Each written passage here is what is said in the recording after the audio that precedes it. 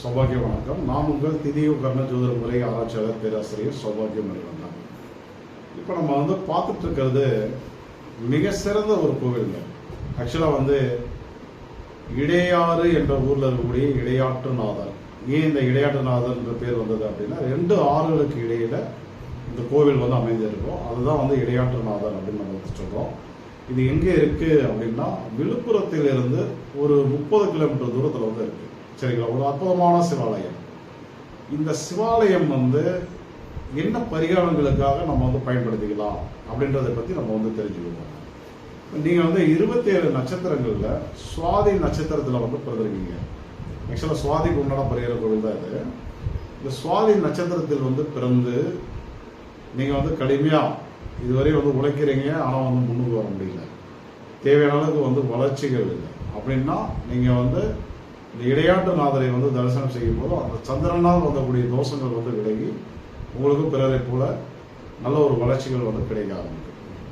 So அதே போல இந்த சுவாதி நட்சத்திரம் என்பது யாருடைய நட்சத்திரம் அப்படின்னு பார்த்தீங்கன்னாக்க, ராகு பகவானுக்கு உண்டான நட்சத்திரம். திருவாதிரை, சுவாதி, சதயம், இந்த 3 ராகுனுடைய நட்சத்திரங்கள் அப்படிங்கிறது எல்லாருக்கும் பொதுவாக தெரிஞ்சது தான். அப்போ உங்களுடைய ஜாதகத்தில் இந்த ராகுன்ற கிரகம், இந்த ராகுவுடைய நட்சத்திரம் சுவாதி கெட்டு போயிருந்தால் நீங்கள் என்ன பண்ணலாம், அந்த இடையாற்றுநாதரை தரிசனம் செய்யும் போது அந்த தோஷம் நிவர்த்தி அடையும். இது நல்லா இருக்கா கெட்டு போயிருக்கான்னு எப்படி தெரிஞ்சுக்கிறது அப்படின்னா, வெரி வெரி சிம்பிள். ஆக்சுவலாக பார்த்தீங்கன்னா 27 நாமயோகங்கள் இருக்கு. சரிங்களா? இந்த 27 நாமயோகத்தில் நீங்கள் ஆயுஷ்மான், துருவம், சித்தம் இந்த 3 நாமயோகத்தில் பிறந்திருந்தாலோ, அல்லது வளர்பிறையில் வரக்கூடிய சூலம், வரியான், வைத்திருதி நாமயோகத்தில் பிறந்திருந்தாலோ, இந்த சுவாதி நட்சத்திரம் என்பது கடுமையான பாதிப்பை தரக்கூடிய ஒரு நட்சத்திரமாக இருக்கும். இது ரொம்ப ரொம்ப வெரி இம்பார்ட்டண்டான ஒரு விஷயம். ஏன் அப்படின்னா, மேஷ லக்னத்துக்கு எடுத்தீங்கன்னா 7ஆம் பாவமும் வந்துடும். ஸோ திருமண வாழ்க்கையை கடுமையாக பாதிக்கும்.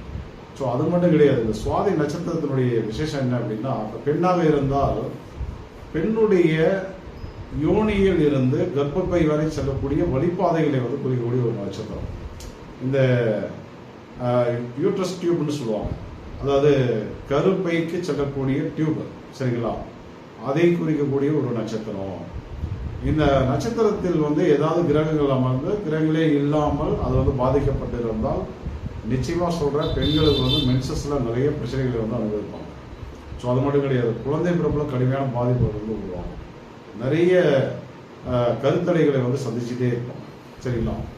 அந்த மென்சஸ்லேயோ குழந்தை பிறப்புலையோ நிறைய தடைகள், பிரச்சனைகள் இருந்தது அப்படின்னா, நீங்கள் நேராக விழுப்புரத்தில் இருந்து ஒரு 30 கிலோமீட்டரில் இருக்கக்கூடிய இந்த இடையாற்றுநாதரை குறிப்பாக எப்போ போய் தரிசனம் பண்ணணும்னு இருக்குது. நீங்கள் என்ன பண்ணணும், ஆக்சுவலாக வெள்ளிக்கிழமையில் போயிட்டு தரிசனம் பண்ணுறது ரொம்ப நல்லது. அப்படி இல்லையா செவ்வாய்க்கிழமையில் போகலாம். அதை விட்டுட்டீங்க அப்படின்னா பாலவ கரணம் என்பது நடைமுறையில் இருக்கும்போது போகலாம். ஸோ அப்படி போயிட்டு வந்தீங்க அப்படின்னா உடனே கைமேல் பலன் கிடைக்கும் உங்களுக்கு. அதுவே ஆணாக இருந்தால் என்ன நடக்கும் அப்படின்னாக்க, அந்த விதைப்பையிலிருந்து அவருடைய நுனிப்பகுதி வரை, மர்ம உறுப்பினுடைய நுனிப்பகுதி வரை வரக்கூடிய வழிபாதைகள் எல்லாமே சுவாதி நட்சத்திரத்தை குறிக்கும். ஸோ அதுலலாம் யாருக்காவது ஏதாவது பிரச்சனைகள் இருந்தாலும், குழந்தை பிறப்புல பாதிப்புகள் உருவாகலாம், யூரின் இன்ஃபெக்ஷன் உருவாகலாம், வேற ஏதாவது தொற்று நோய்கள் உருவாகலாம். ஸோ அதனால உங்களுக்கும் ஏதாவது அந்த மாதிரி பிரச்சனைகள் இருந்தது அப்படின்னா, நிறைய இடையாற்றுநாதரை தரிசனம் பண்ணுங்க. அந்த உடல் ஆரோக்கியத்தில் இருக்கக்கூடிய பாதிப்புகள் எல்லாமே சரியாக ஆரம்பிச்சு. ஸோ அதே போல் மேஷ லக்னமாக இருந்தால் உங்களுக்கு திருமணத்தில் ஏதாவது பாதிப்புகள் இருந்தால் நீங்கள் போயிட்டு வந்தீங்கன்னா அது திருமணத்தில் இருக்கக்கூடிய தடைகள் எல்லாம் விளையிடும். ஸோ அதே போல் நீங்கள் மகர லக்னமாக இருந்தால் உங்கள் தொழிலில் ஏதாவது பிரச்சனைகள் இருந்தால் விலக ஆரம்பிக்கும். ஸோ அப்படி லக்னத்துக்கு தகுந்த மாதிரி அந்த பலன்கள் மாறும். ஸோ இது சரியாக பயன்படுத்திக்கோங்க. அதே போல் இந்த தகவல்களை முடிஞ்சளவு ஷேர் பண்ணுங்கள், ஒரு லைக் பண்ணுங்கள், உங்களுடைய கருத்துக்களை மறக்காமல் பதிவு பண்ணுங்கள். நன்றி, வணக்கம்.